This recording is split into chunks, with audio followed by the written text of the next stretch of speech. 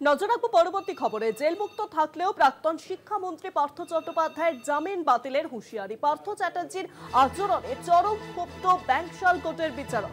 আপনারা পচা শামুকে পা কাটাবেন না, স্পষ্ট বার্তা বিচারকের। নিম্ন আদালতের সশরীরে হাজিরা দিতে হবে পার্থ চ্যাটার্জিকে।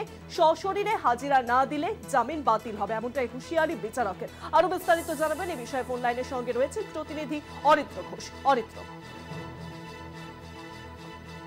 পেয়েছেন রাজ্যের প্রাক্তন শিক্ষামন্ত্রী পার্থ চট্টোপাধ্যায়। জেল মুক্তি হলেও বা জেল মুক্ত থাকলেও প্রাক্তন শিক্ষামন্ত্রীর জামিন বাতিল করে দেওয়ার হুঁশিয়ারি দিলেন এবার বিচারক। এবং বিচারকের যেটা মন্তব্য, পার্থ চট্টোপাধ্যায়ের আচরণে চরম ক্ষুব্ধ ব্যাংকশাল কোর্টের বিচারক শুভেন্দু সাহা। তার স্পষ্ট বার্তা, আপনারা পচা শামুকে পা কাটবেন না। কেন এই বক্তব্য তিনি দিয়েছেন বা কেন তার এই মন্তব্য, তার পিছনে একটা ইতিহাস রয়েছে। এবং খুব উল্লেখযোগ্যভাবে এদিন ব্যাংকশাল আদালতে 3টি ব্যাংক অ্যাকাউন্ট খুলে দেওয়ার জন্য আবেদন জানান অর্পিতা মুখোপাধ্যায়। দেখো, খুব উল্লেখযোগ্যভাবে শিক্ষক নিয়োগ দুর্নীতি মামলায় হাইকোর্টের নির্দেশে জামিন পান পার্থ চট্টোপাধ্যায়। কিন্তু শর্ত সাপেক্ষে দেওয়া জামিনে আদালত স্পষ্ট জানায় যে নিম্ন আদালতে নির্ধারিত দিনে আদালতে হাজিরা দিতে হবে।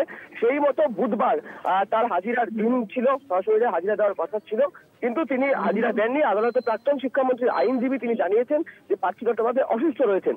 তবে শুধু পার্থ চট্টোপাধ্যায় নয়, নিয়োগ দুর্নীতিতে জামিনে থাকা বেশ কয়েকজন অভিযুক্ত তারা হাজিরা দেননি। আর তাতেই কার্যত ক্ষুব্ধ হয়েছেন ব্যাংকশাল কোর্টের বিচারক।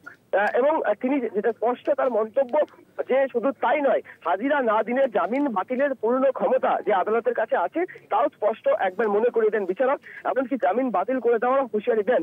হাজিরা এড়িয়ে গেলেও এদিন আদালতে প্রাক্তন শিক্ষামন্ত্রীর যে পাসপোর্ট সেটি জমা দিয়ে দেন তার আইনজীবী, এবং সুপ্রিম কোর্টের নির্দেশ মেনেই সেই পাসপোর্ট কিন্তু জমা দেওয়া হয় আদালতে। সব মিলিয়ে পার্থ চট্টোপাধ্যায় আজকে সরাসরি হাজিরা দেওয়ার দিন ছিল, তাই হাজিরা তিনি যেহেতু দেননি সেই কারণে এই ধরনের মন্তব্য বিচারকের কার্যত ক্ষুব্ধ হয়ে সমস্যা না।